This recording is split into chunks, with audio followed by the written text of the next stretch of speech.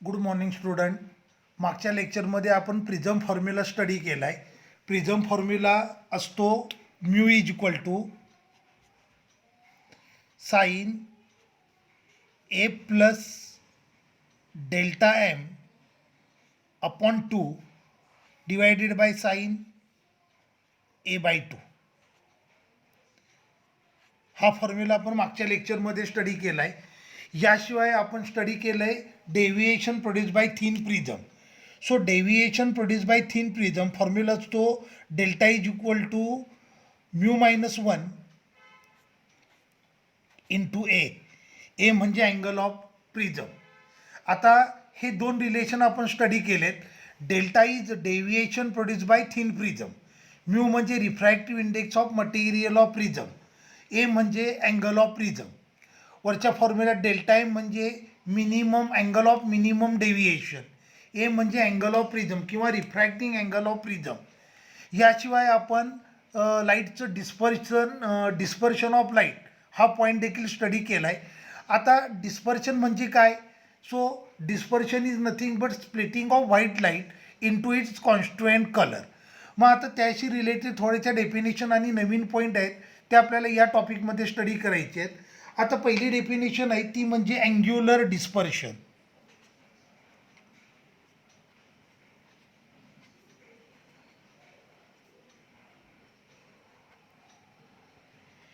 Angular dispersion symbol theta. Angular डिस्पर्शनला define करतात a difference in deviation produce by extreme colours of white light is called as angular dispersion. पुन्हा एकदा repeat करतो मी definition. A difference in deviation produce by extreme colours of white light is called as angular dispersion. White लाईटचे extreme colour कोणते? Red आणि violet. ह्यांनी जे deviation produce केलं आहे त्या डेव्हिएशनमधला difference that is nothing but angular dispersion. Therefore theta is equal to delta v minus delta r. आपण त्या दिवशी डिस्पर्शन स्टडी करताना हे तुम्हाला मी सांगितलं आहे की रेड कलरमधलं डेव्हिएशन असेल ते मिनिमम असतं, तर व्हायलेट कलर असेल याचं डेव्हिएशन मॅक्झिमम असतं. मग आता थिन लेनचा फॉर्म्युला यूज करूयात. मग delta v is equal to येणार a into bracket mu r minus 1. Mu r म्हणजे refractive index for red colour, delta v v. Delta v is equal to a into bracket mu V minus 1. Mu v म्हणजे refractive index for violet colour, delta r deviation produce in red colour, a into bracket mu r minus 1. मग डेल्टाच्या फॉर्म्युल्यात value put करतो. थीटाच्या फॉर्म्युल्यात theta is equal to delta v minus delta r. मग theta is equal to delta v आहे a into bracket mu V minus 1 minus delta r it is a into bracket mu r minus 1. ह्याला जर तुम्ही simplify केलं तर येईल mu V minus mu R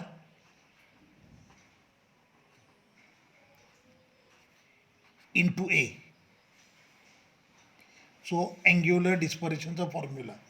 angular डिस्पर्शनचा formula आला theta is equal to mu V minus mu r into a. So angular dispersion कशावर depend असेल?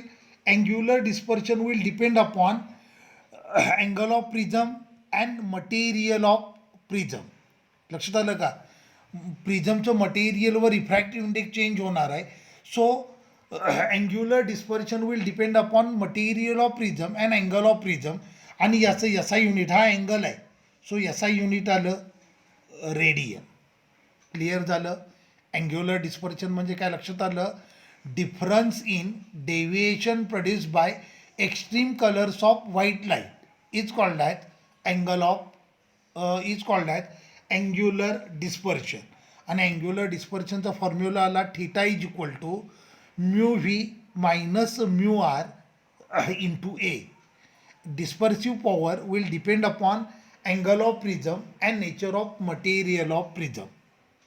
ओके, आता दुसरी डेफिनेशन आहे अँग्युलर डिस्पर्शन आणि दुसरी डेफिनेशन आहे डिस्पर्सिव्ह पॉवर. डिस्पर्सिव्ह पॉवर त्याची डेफिनेशन सांगतो मी तुम्हाला. Dispersive power is ratio of angular dispersion to the mean deviation. Angular dispersion to the mean deviation. Angular dispersion ratio of angular dispersion to the mean deviation is called as dispersive power. मग आता बघा, omega is equal to थीटाचा formula आपण आत्ताच prove केला आहे. It is mu V minus mu r into a. आता मीन colour म्हणजे yellow colour, so deviation of mean colour ते आलं mu Y minus 1 into A. बरोबर आहे, दोन्ही साईडला ए कॅन्सल झालं. सो डिस्पर्सिव्ह पॉवर फॉर्म्युला आला mu V minus mu R upon mu Y minus 1. Dispersive power सगळ्यात important will depend only on material of prism. Dispersive power will depend upon nature of material of prism. It is independent of angle of prism. Angular dispersion आणि डिस्पर्सिव्ह power यातला फरक लक्षात आला. Angular dispersion असेल ते angle of प्रिझमवर depend असतं, पण dispersive power is independent of angle of prism.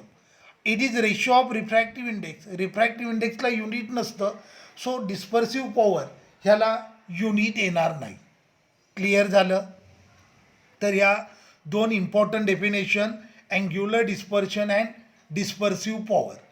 मग आता आपल्याला स्टडी करायचे ते म्हणजे rainbow. Rainbow is combine example of dispersion of light, refraction and total internal reflection. Rainbow हे टोटल इंटरनल एक फक्त टोटल इंटरनल रिफ्लेक्शनचं एक्झाम्पल नाही आहे, तर ते कशाचं एक्झाम्पल आहे. It is combine example of dispersion, then refraction and total internal reflection. आता बघा, after raining some water droplets are suspended.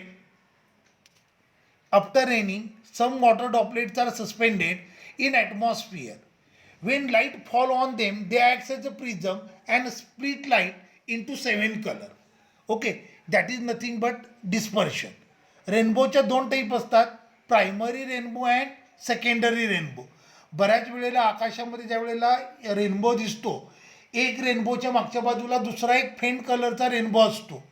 तर असे दोन रेनबो, त्यातला पहिला रेनबो असतो तो आतल्या बाजूला जो असतो त्याला प्रायमरी रेनबो म्हणतात.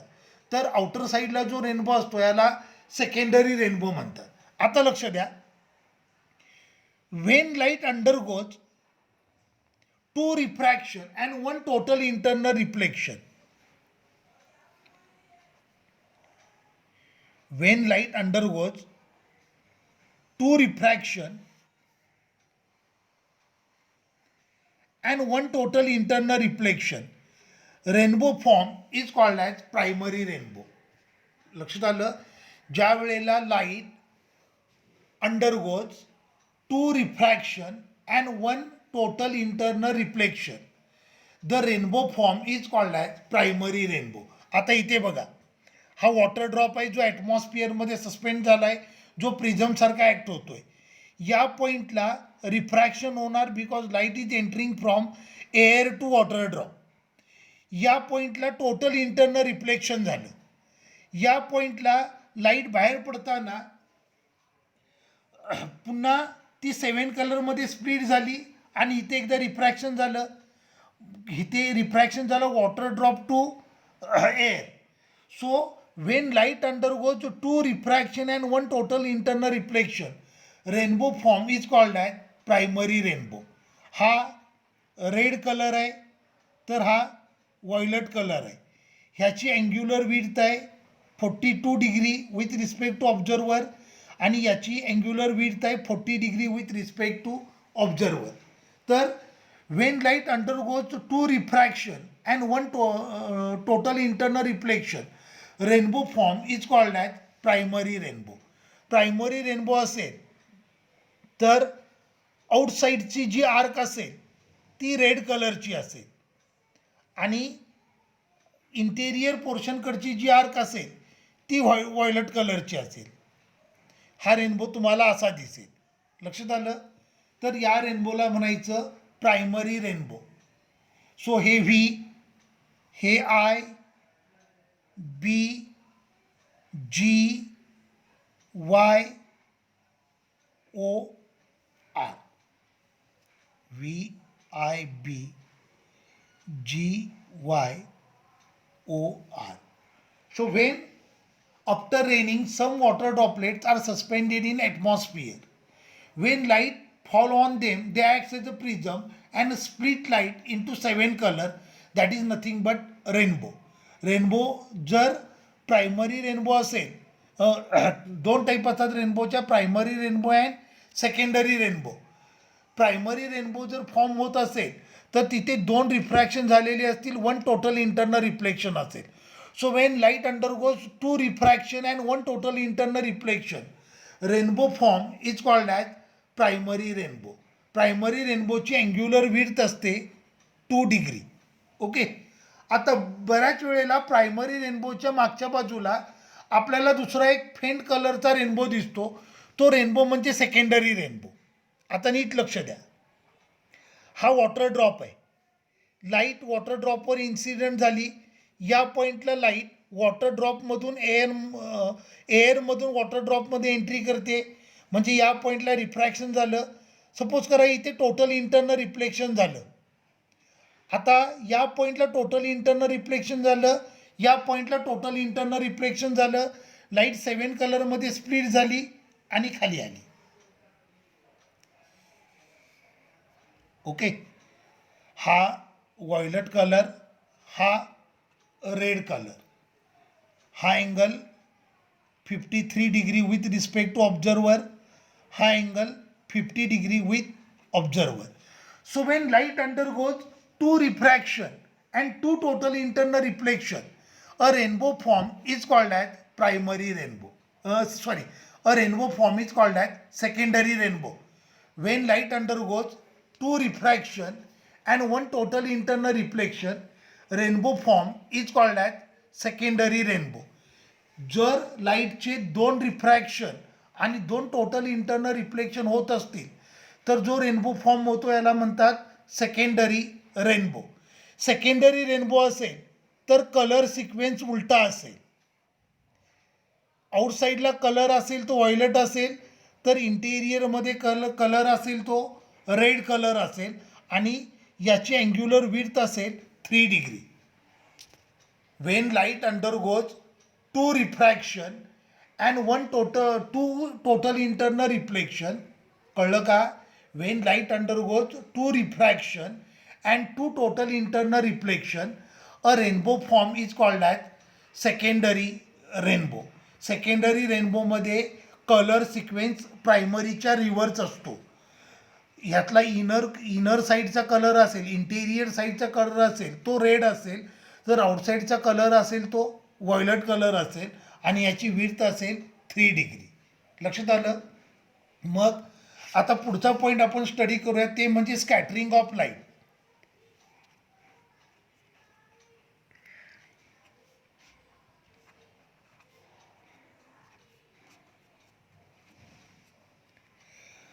आता बघा, ॲटमॉस्फिअरमध्ये एअरचे मॉलिक्यूल असतात, डस्ट पार्टिकल असतात, बरोबर आहे. ॲटमॉस्फिअरमध्ये डस्ट पार्टिकल आणि एअरचे मॉलिक्यूल असतात. लाईट त्यांच्यावर इन्सिडेंट झाली तर एअर मॉलिक्यूल ही लाईट ॲब्झॉर्ब करतात आणि त्या लाईटला रिइमिट करतात. हे फिनॉमिनन म्हणजे स्कॅटरिंग ऑफ लाईट. लक्षात आलं का मी काय म्हणतोय? कळतंय. ज्या वेळेला लाईट असते ती एअर मॉलिक्यूलवर इन्सिडेंट होते किंवा डस्ट पार्टिकलवर इन्सिडेंट होते, हे पार्टिकल लाईटला ॲब्झॉर्ब करतात आणि तिला रिइमिट करतात. तर हे फिनॉमिनन म्हणजे scattering of light. According to Rayleigh, intensity of scattered light is inversely proportional to lambda raised to 4. Okay, according to Rayleigh, intensity of scattered light is inversely proportional to lambda raised to 4, inversely proportional to fourth power of wavelength of light. Clear झालं. Scattering of light म्हणजे काय लक्षात आलं, एअरमध्ये air molecule असतात, dust particle असतात. हे molecule काय करतात, लाईटला ॲब्झॉर्ब करतात आणि तिला पुन्हा रेडिएट करतात, तिला पुन्हा इमिट करतात. हे फिनॉमिनन म्हणजे scattering of light. Intensity of scattered light is inversely proportional to wavelength of fourth power of wavelength. I is inversely proportional to lambda raised to 4. म्हणजे आपण जर रेशो घेतला तर I1 upon I2 is equal to lambda 2 raised to 4 upon lambda 1 raised to 4. कळलं. फक्त scattering होण्यासाठी लाईटची wavelength आणि एअर पार्टिकलची साईज सेम असायला पाहिजे.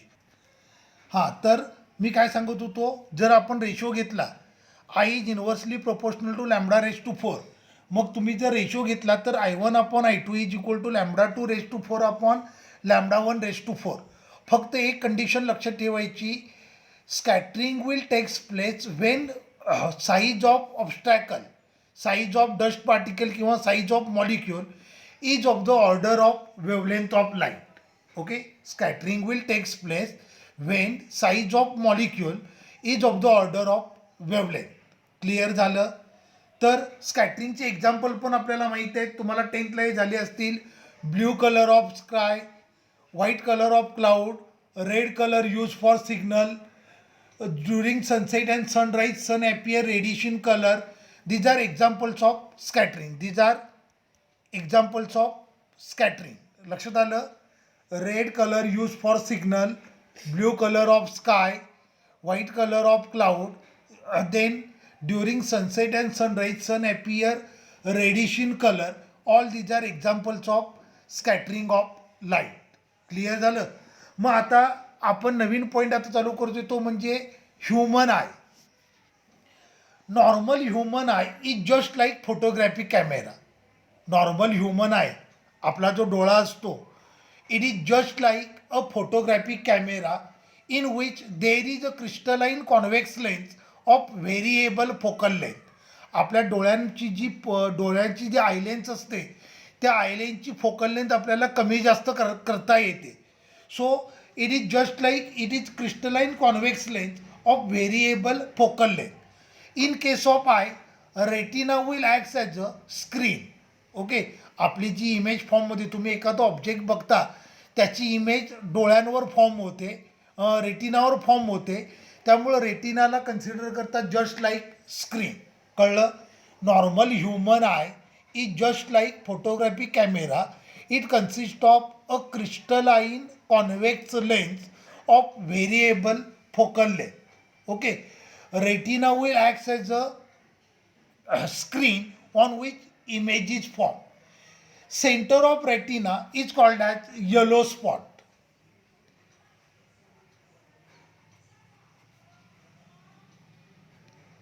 रेटिनाचा जो सेंटर असतो त्याला म्हणतात येलो स्पॉट. ज्या पॉईंटला ऑप्टिक नर्व डोळ्यांमध्ये एंट्री करते त्या पॉईंटला म्हणतात blind spot. Yellow spot is sensitive for light, तर blind spot is insensitive for light. आता तुम्ही ज्या वेळेला नॉर्मल ह्युमन आय स्टडी करता त्यावेळेला आपल्याला 2 पॉईंट डिफाईन करावे लागतात.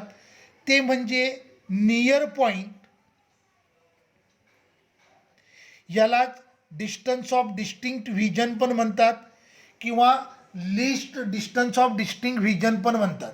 Okay, so a nearest point from eye at which object is kept whose clear image will form on retina. तर हे झालं near point.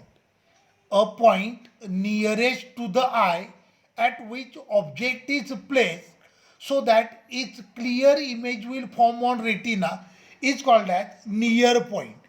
For a normal human eye, near point किती असतो? 25 सेंटीमीटर. दुसरा point आपण define करतो तो म्हणजे फार point. a long distance point from retina at which object is placed which can be seen without strain on eye. तर याला म्हणतात फार पॉईंट. लक्षात आलं का? फार पॉईंट आणि नियर पॉईंटच्या डेफिनेशन लक्षात आल्या. हे महाराष्ट्र बोर्डच्या बुकमध्ये नाही आहे, हे NCERTचे पॉईंट आहेत जे आपल्याला नीट किंवा JEE करताना लागणार आहेत. नियर पॉईंट म्हणजे काय लक्षात आलं? A point nearest to the eye at which object is placed so that its clear image will form on retina. Far point, a long distance point at which object is placed so that it can be clearly seen without any strain on eye is called as far point. पुढची definition आहे range of vision.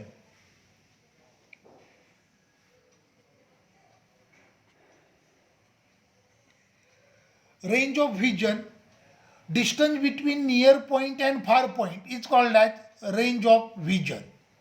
Distance between near point and far point is called as range of vision.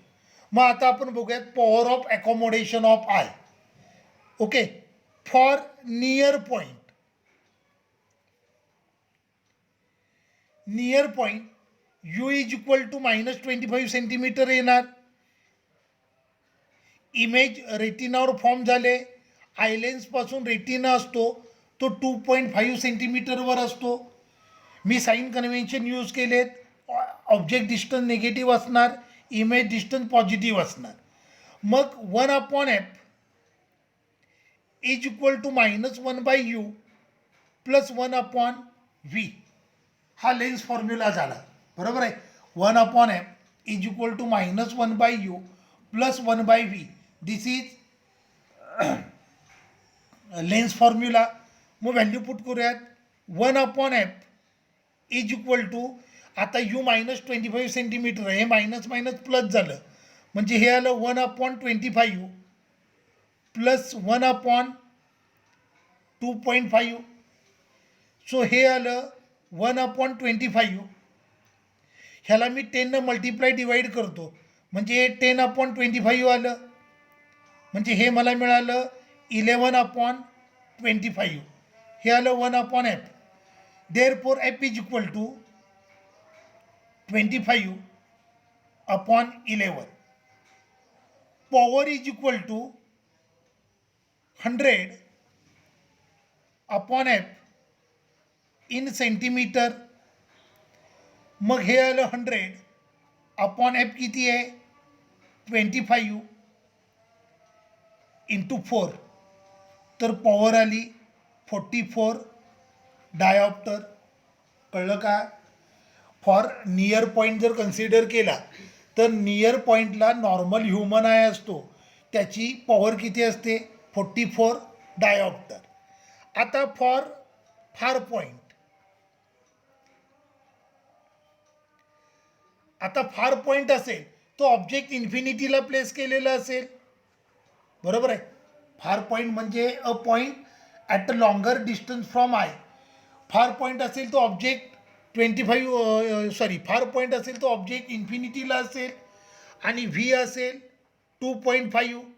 मग मी पुन्हा lens formula use करतो. 1/f is equal to -1/u plus हे आलं 1/v. So 1/f is equal to -1/∞ plus 1/2.5. 1/∞ 0. बरोबर आहे. म्हणजे हे आलं f इज इक्वल टू 10/25. म्हणजे हे आलं 2/5. 1/f is equal to, therefore f is equal to 5/2. मग पॉवर काढून बघूयात. Power is equal to 100/f in centimetre. So हे आलं 100/5 इंटू 2. सो हे आलं 40 डायऑप्टर. बरोबर आहे. सो फॉर नियर पॉईंट आयची पॉवर किती असते? 44 डायोप्टर. फार पॉईंट आयची हे असते 40 डायोप्टर. ह्या दोघातला डिफरन्स म्हणजे पॉवर ऑफ ॲकोमोडेशन. ह्या दोन पॉवरमधला डिफरन्स, नियर पॉईंट आणि फार पॉईंट, ह्या दोन ऑब्जेक्टमधला डिस्टन्स म्हणजे power of accommodation. So power of accommodation आली 44 minus 40, so it is 4 dioptre. Clear झालं. Power of accommodation for normal human eye is 4 dioptre. 44 minus 40. Clear झालं. मग हे 10th झालेले पॉईंट आहेत. मग आता अजून एक असा 10th झालेला पॉईंट आपण डिस्कस करूयात, तो म्हणजे मायोपिया. Eye diseases. आपण कॉमन आय डिसीजेस कोणते असतात? Myopia, hypermetropia, presbyopia, astigmatism. बरोबर आहे. हे 4 आय डिसीजेस असतात. हे तुम्हाला 10th झालेलं असेल. आता जर मायोपिया असेल तर लॉंग डिस्टन्स ऑब्जेक्ट कान सी. बरोबर आहे. Image form before retina. Suppose करा ही आय लेन्स आहे, हा आयबॉल आहे. ओके. हे रे असे इन्सिडेंट झाले. जर इमेज रेटिनावर फॉल झाली तरच तुम्हाला तो ऑब्जेक्ट क्लिअर दिसणार आहे. तर in case of myopia image form before retina. Retina हा आहे, इमेज रेटिनावर फॉर्म व्हायला पाहिजे, पण ती कुठे झाले? बिफोर रेटिना फॉर्म झाले. तर हा डिसीज म्हणजे myopia. In case of myopia long distance object can't see, image form before retina, आणि हिला करेक्ट करतात by using concave lens. Okay. तुम्ही कॉन्केव्ह लेन्स यूज केल्या तर मायोपिया हा डिसीज आपल्याला करेक्ट करता येतो. सो पहिला eye disease myopia. In case of myopia image form before retina, long distance object can't see clearly, आणि it is corrected by using concave lens. आता मायोपियाचे कॉजेस काय असतात?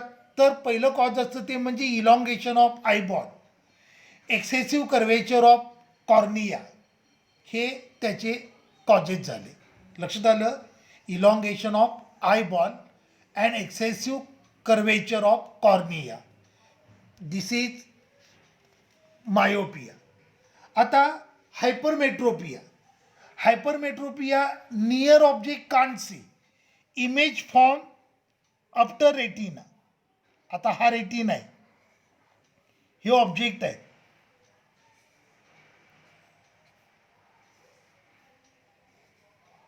इमेज फॉर्म आफ्टर रेटिना, आणि हिला करेक्ट करतात by using convex lens.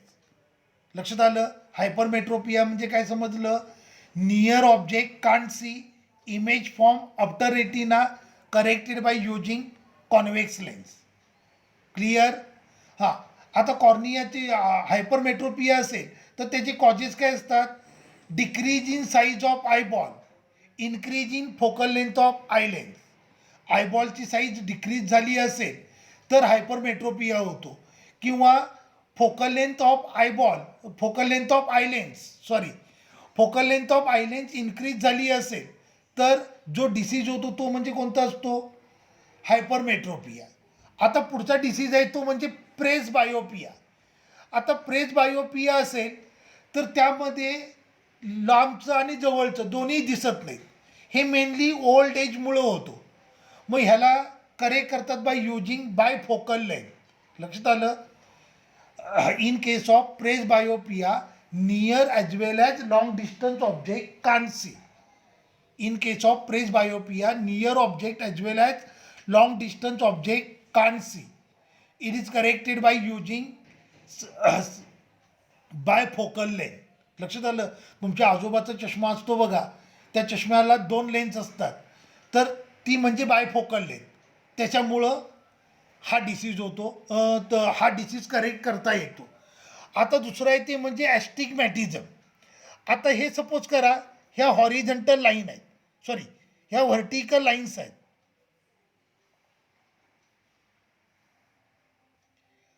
आणि या हॉरिझॉन्टल लाईन आहेत. आता तुम्ही ॲट अ टाइम हॉरिझॉन्टल आणि व्हर्टिकल दोन्ही लाईन बघू शकताय. ॲस्टिग्मॅटिझमचं डिसीज असेल तर person cannot focus simultaneously in horizontal and vertical direction. लक्षात आलं.